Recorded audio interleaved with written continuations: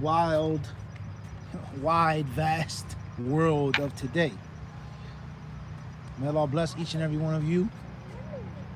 Shout out, peace and blessings to all of the disciples. Even Victor, if you out there watching this, you asked me the other day about the HD mascot, right? Maybe one day we'll have one of these koi fish.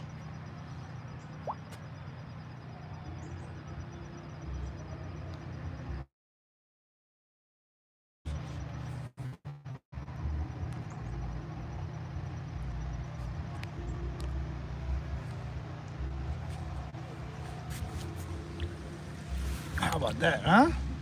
He's hungry. Allahu Akbar.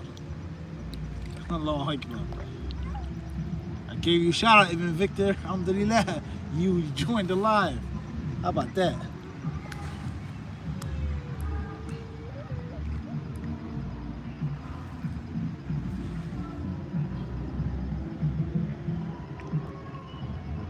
Look how trusting. Wow, subhanAllah. I didn't even mean to scare the fish. Look at that, man. They're so trusting, but at the same time, they have their natural defense mechanism of precaution. I moved and they all, just like ran away. These some big fish. La hawla wa la quwwata illa billah.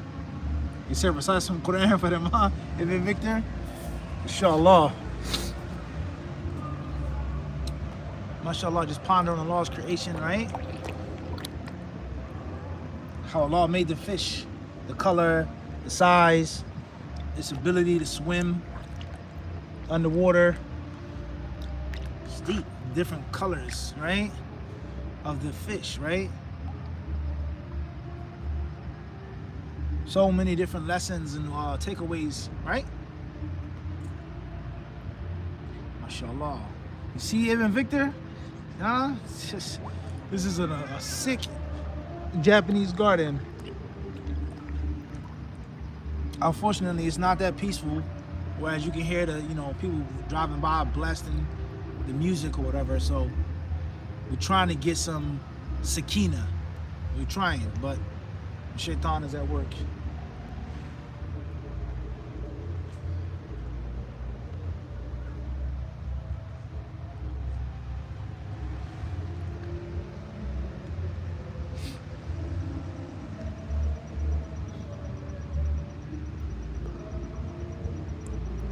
Allah says in the Quran, أعوذ بالله السميع العليم من الشيطان الرجيم من همزه ونفخه ومن آياته خلق السماوات والأرض واختلاف ألسنتكم وألوانكم. Allah says, and from His signs, from Allah subhanahu wa ta'ala's ayat, is that He has created the heavens and the earth. واختلاف ألسنتكم وألوانكم. And the diversity and the differences between your colors and between your tongues. Allah tells us that inna fi dhalika, indeed within that, within the creation of the heavens and the earth, and people having different colors and different tongues, different languages, different dialects, is a sign, lil alimin, for those who know, those who have brains, those who have intelligence, that everybody can't look the same. Look at that one, crazy. SubhanAllah, MashaAllah, la quwwata illa billah. That one doesn't have, just a few black spots, relatively pale, no orange. This one is a mix. This one is like that, right? But they all live in harmony. No fish is going around thinking, hey, I'm the better fish because I'm orange. No, I'm the better fish because I'm black. No, I'm the better fish because I have no blackness. No, I'm the better fish because I'm orange and silver. Harmony. Obviously, life isn't perfect, the world isn't perfect, humans are different than fish. We get that. But you understand the point that I'm trying to say. Is that is an ayah that Allah Azza wa Jalla is al-Khalaq al-Alim. Look at that one, Oreo. Cookies and cream, as they say. SubhanAllah, he's hungry. So, Allah says that us having different colors, us speaking in different languages, different lingos, different dialects, that shouldn't be something that we shun. That shouldn't be a thing that tears us apart, that rips us apart. That shouldn't be a reason behind us fighting and killing each other. That shouldn't be a reason behind us being divided against our true enemies. That should be something that links us together, that brings us together, that makes a bond. Look at Islam. Look at the beauty of Islam. How people from all colors and races and creeds can be Muslims. Obviously not creeds, you get what I'm trying to say. There's only one creed of Islam, the true creed of Islam. But you get what I'm trying to say. I mean, maybe that is a bad way of putting it or a slip of the tongue, whatever the case may be. You guys get what I'm trying to say. All right? The concept of Muslim harmony, Islamic harmony, and the concept of racism, prejudice, the concept of superiority and inferiority. I'm automatically better than you are because of my race. And as the scholars of Islam have mentioned, from the problems of racism and the different inferiorities, you know, the different problems that people have, Arabs, Turks, Persians, you know, Africans, Sub-Saharan Africans, North Africans, Berbers, right? The different problems that Muslims have today, you riding off of somebody else's clout. What did you do? Did you fight those wars? My forefathers did, but did you fight in them? Were you a scholar? I'm from where Imam al-Bukhari was from. That's good to have the pride, but were you Imam al-Bukhari? Are you studying? Do you even make salat, bro? Do you even pray? Would Imam al-Bukhari shave his face? This is a serious question now. Were you brave on the battlefield? You know, you taking pride in your lineage, you know what I'm saying? Or were you from the lineage of those fearless Ghazis on the frontiers, the borders? Or were you the descendant of something else? You don't know. So people, they take pride in others' accolades. You get what I'm trying to say? Other people's accolades. And then use those accolades of others to feel or to think or to behave like they're better than everybody else. And the Prophet ﷺ says, "Bihasbi imrin," he says, "Nafsin bihasbi imrin an yahqir akhahu al-muslim. Bihasbi imrin min ash-sharri an yahqira akhahu al-muslima." For a man to scorn his Muslim brother is more than enough sin. Certain masjids you go into, the moment you step in the masjid, you can feel the lack of welcome.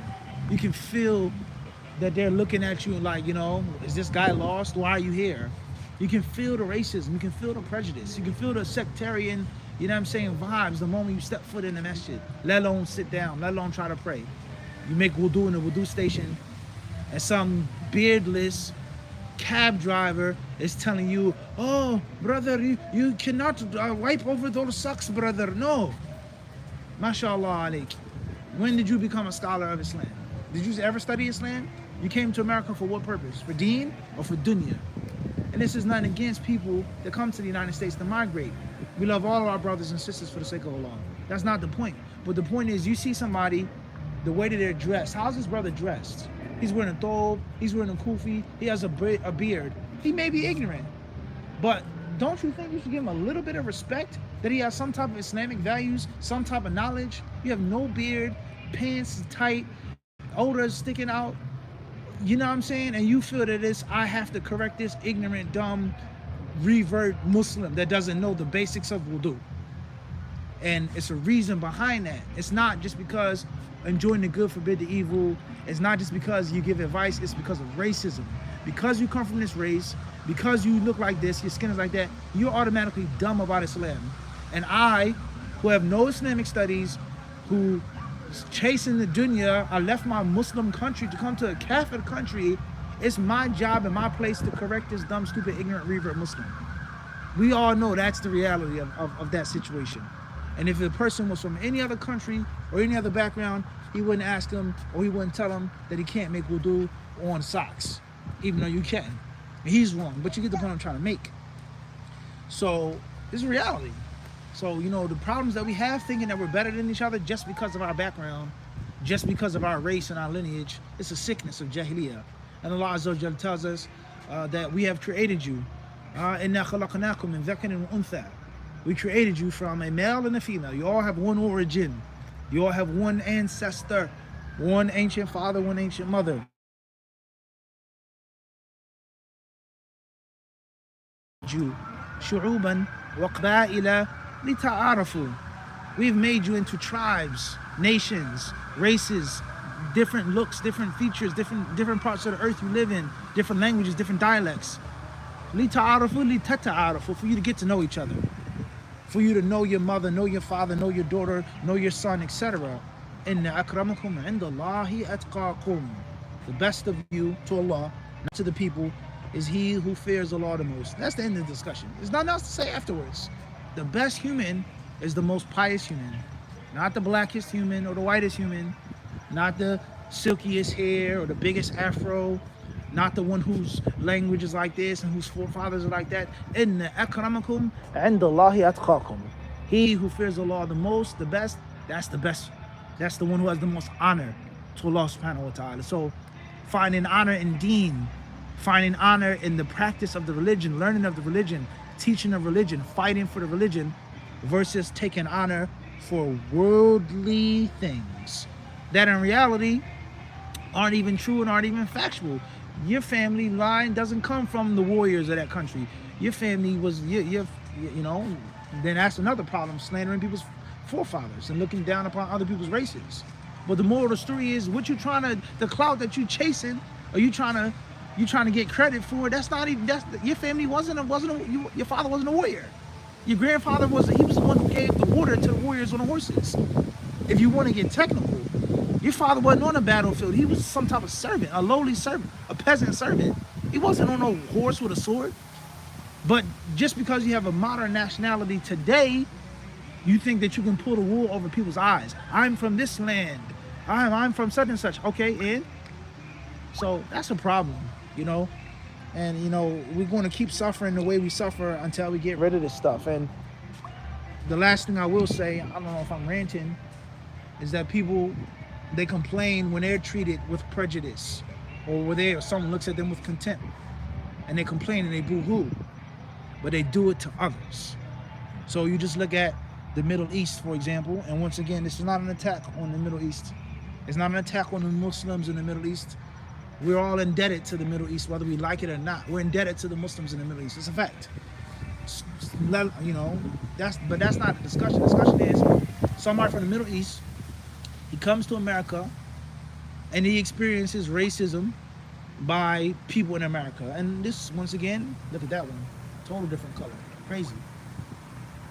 It don't gotta be about a black or white thing, but let's just be realistic for a second. Somebody from the Middle East comes to America and he experiences racism. Discussion, how you thought white people were, or a scholar, or supposed scholar, comes in a mansion and says, where the white people at? All I see is Bengali, you know, African, Pakistani. I came to America, I want to see white people. Where are the white people in the masjid, right? And this is supposed to be a scholar of Islam speaking like that. Where are the white people? Why don't I see white people? I have to see white people in the masjid. So, an Arab person, Middle Eastern person, they come from the Middle East, they experience racism by the hands of a non-Muslim white American, and they start crying, oh, this is unfair. There's people here, they're prejudiced, they're this, they're that, they're so on and so forth. Okay, let's go back to the Middle East. Let's go back to your country. How many races do you scorn? How much prejudice do you show the people that come from Iran? People come from Afghanistan. How do you treat Africans, African refugees in your country? How do you treat them? How do you look at them? How disrespectful and evil and scornful of them are you? But when it happens to you, and someone calls you a this and a saying this and a this and a that, you know, you're extremely sensitive.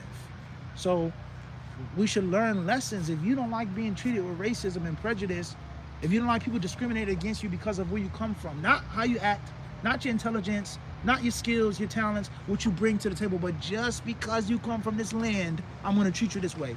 So why do you do that to others? Why do you treat others like that? It doesn't feel good, right? Why do you do it to other people?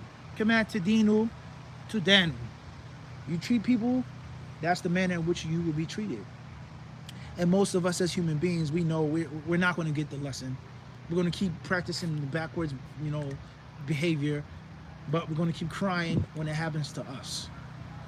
May Allah guide us all. May Allah guide me, bless us all, and allow us to benefit from the Quran and Kareem, you know. All right, guys, inshallah, that's going to be it. I want to hold you guys up too much. They've been Victor. Make sure you're mindful of what's on your finger, bro. Barakallahu feekum, hayakum Allah. Assalamu alaikum wa rahmatullahi wa barakatuh.